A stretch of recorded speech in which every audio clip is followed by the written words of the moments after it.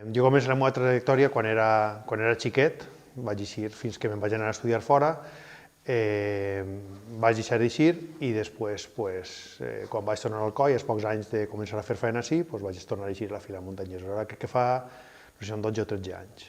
L'elecció de gloriero es tria de la roda d'esquadres. És a dir, quan comença l'any fester, comença la roda i el primer és a dir, anem triant per roda. Entonces jo vaig triar el càrrec la posició de glorier major del poble. Haguera pogut triar esquadra, però este any vaig triar gloriero. El moment de l'arrencar en la plaça d'Espanya i, a ser possible, en primavera. Evidentment a ma mare, que fa uns anys que va faltar d'Alzheimer i no me la lleva del cap en tots els dies.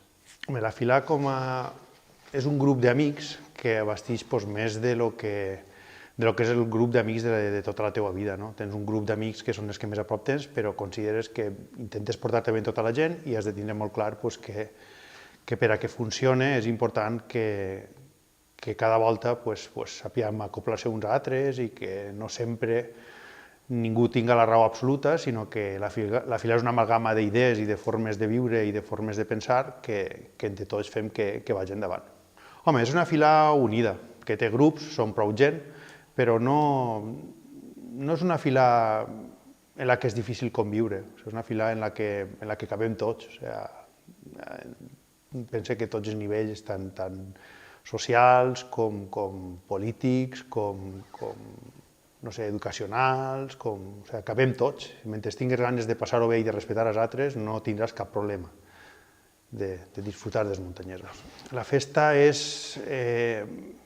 pense que són els 5 sentits a la vegada.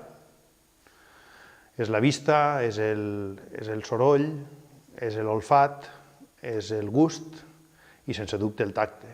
I a més això és un sentiment que es porta dins i que si des de xicotet l'has viscut és molt fàcil que aquests sentiments es vegin multiplicats i augmentats.